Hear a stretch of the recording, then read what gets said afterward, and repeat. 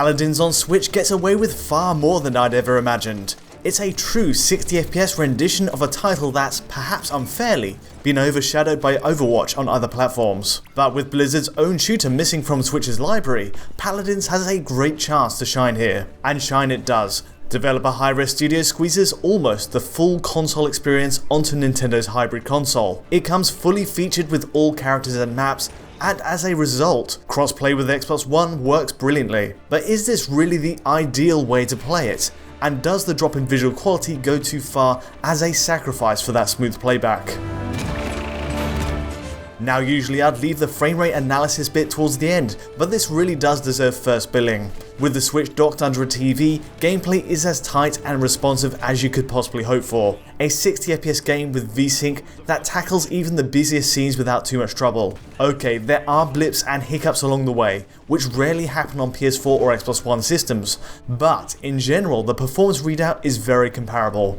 Those stutters are curious though. Since it doesn't affect offline practice matches, it's possible Switch's background processing of network code is a cause. It's a small shame it isn't 100% there, but still it's a real achievement for the system. A lot of this is thanks to it being built on Unreal Engine 3, which seems to be fast becoming the engine of choice for Nintendo's machine as of late. Whether that's Rocket League or newer Unreal Engine 4 titles like the recent Fortnite, multiplayer games benefit from the same codebase when it comes to crossplay. Even Nintendo's jumping on the engine's potential in its own franchises, with its upcoming YOSHI platformer confirmed to be taking advantage of UE4. Clearly all these games take entirely different visual directions, but for Switch conversions from other consoles, the approach to balancing performance and visuals can be just as varied.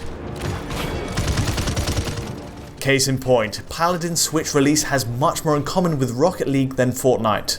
It dispenses with visual quality to keep a smooth 60fps lock-in check. And the payoff is clear. Switch players actually have level footing with Xbox One users in crossplay, who populate these same online servers. It's ideal for anyone picking Paladins up hoping for a fair chance in deathmatch or siege games. By comparison, of course, it's the complete opposite situation for Fortnite, which leaves Switch users running at half the frame rate, 30fps, of Xbox One rivals. Speaking of online play, just as with Fortnite, cross-play with PS4 consoles isn't allowed here. And sadly, Switch's options in Paladins are also far more restrictive. In my experience, you can't add Xbox One friends to your friend list, or even create a party with them, a step back from the epic account system used in Fortnite. Instead, both consoles get to see the same servers and join them, but anything more personal is off the cards. It limits you to manually teaming up with Switch users only, and for any other console, it simply prompts you that this user hasn't set up a Nintendo ID. Speaking on functionality, there are a few other points to consider. While it doesn't affect gameplay, I notice far more latency in navigating menus, and pressing the A button takes a few seconds for any selection to hit home. Fortunately, Switch users get the full package in terms of competitive modes and maps, and the only obvious omission here is the tutorial mode. Now bearing in mind this Switch version takes up 5.8GB compared to the 11GB on Xbox One X, it's possible it's a measure to keep the game's profile small for those still using the Switch's internal storage. Either way, it's not a massive deal, and you still have the shooting range modes if you want to practice offline. Speaking of compromises, it's also evident something has given way in image quality too. We're not talking about anything too radical here, but first let's speak on resolution. With Switch docked under your TV, you get a dynamic 1600 by 900 resolution, meaning 900p is the absolute upper bounds when travelling with no other players in sight. In practice though, a majority of battles veer closer to 1280 by 720, and the absolute lowest figure I've found is 1008 by 567. This worst case expectedly kicks in at peak GPU load, with 10 characters on screen in a deathmatch firing off all their abilities, and also momentarily just after respawning to a new spot. All told, it's roughly what you'd expect. While the changes in pixel count are certainly visible, it doesn't get in the way of the experience. Changes in resolution are marked by a sudden flash of pixel crawl followed by a touch more blur to long distance detail, but as a compromise for keeping 60fps locked in, it's worth it. This dynamic setup follows in the footsteps of the other console versions, and for perspective, a standard Xbox One runs at a dynamic 1080p with drops to 1728 by 972. Switch pushes a less clear image, no doubt, but thanks to Paladins' bright colourful art style, which often avoids noisy high detail textures, it gets away with it more than most games could. A quick word on Switch's portable play. Just as with Fortnite, the drawback when played purely as a handheld is only in resolution. Since it's only Switch's GPU and memory clocks that are reined in when taken off the dock, all game logic, from AI to networking, runs as usual off the console CPU. During the transition from dock to portable, all that happens visually is a flash of the HUD rearranging to a different resolution, in this case a dynamic 1280 by 720. Otherwise, all textures, shadows, effects, and everything in between are perceptibly identical. But 720p is only the maximum value you get here, and this is Paladins' biggest drawback on Switch. To keep 60fps in check in portable mode, image quality hits are significant, going down to around 672 by 378 or 52.5% on each axis. Sadly, this is where the trade-off for smooth playback starts to affect playability in another way. At 378p, it really can look like a compressed YouTube video, and for long-range aiming it starts getting in the way. You at least have auto-aim to help with the targeting, as do all versions, but the reality is you're left with a Vaseline-like smear to work with once all players fill the screen.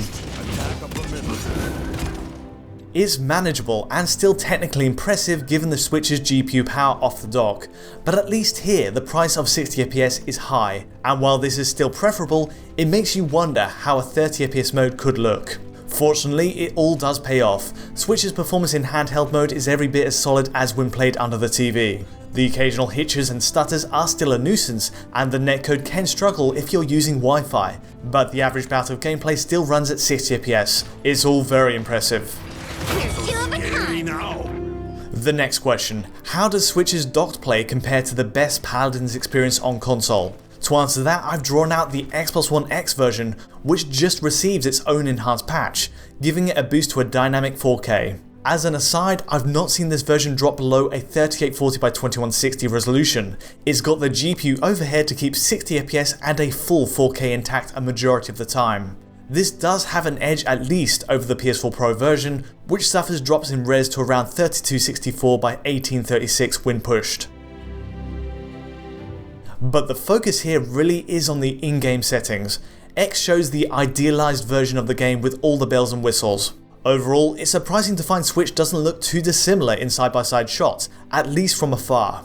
The fact is, it draws on the same effective, simple assets, all of which translate easily to Switch's more restrictive 4GB of RAM. With that being said, there are differences. Switch dials back settings in several areas, but by such small degrees you might not notice outside of comparisons. Texture quality is broadly the same on characters, but environments take a hit in spots, and with weaker texture filtering too. But in practice, the only aspect that does stand out here is that you'll notice more aggressive texture flickering on Switch. During sharp turns, you'll spot white flashes on corners as the texture loads in. It's an artifact even Xbox One X suffers from, but it's more prevalent on Nintendo's machine. Inevitably, you also miss out on Unreal Engine 3's bigger features. Light shafts are removed from Switch, for example. It rarely appears on the Xbox One X version, but it's a great stylistic flourish for the game when you do catch it. And sadly, the effect goes entirely missing on Nintendo's system. Elsewhere, shadow maps also suffer in the transition, but never to a radical extent. Across the ground, the definition of shadow maps is marginally less clear. And while ambient occlusion is still included in the package, it's a lower quality variation of what we have on X. Side by side with Xbox One X, the only difference you're likely to pick out is the resolution change. But let's loop back to the original question. To what extent do these compromises really affect the experience? In my view, Paladins may be running at lower settings, but the gradients of change between each system are too small to matter. The fact it's 60fps both in docked and portable modes makes this a surprise victory for the console, and purely for the way it plays, it's a remarkable port. There are frustrations, of course. The online hiccups are an occasional rough point, and the menus aren't as responsive as they could be. I also suffered a software lockup, taking me to the Switch front end menu just after matchmaking finished, but thankfully that's a one-off. Overall, there's a lot to respect in how Paladins is represented on Switch. Hi-Rez Studios has accomplished one of the closest matches to the other versions available, crafting a 60fps experience where competition with Xbox One feels fair. It's also one of few titles where the visual hit, outside of resolution, doesn't strike you as a major drawback. Paladins is unique as an Unreal Engine game on Switch in that sense. A complete experience, with the flexibility to take it on the go as well. Anyway, that's all from me today. If you did enjoy this analysis and want to see more Switch coverage, do feel free to like or subscribe. And don't forget to hit the bell to receive notifications of each video as soon as they land. Otherwise, we have this video at source file quality on our Patreon at digitalfoundry.net. To get in touch with me or the team, feel free to do exactly that through Twitter. But until next time, thanks for watching.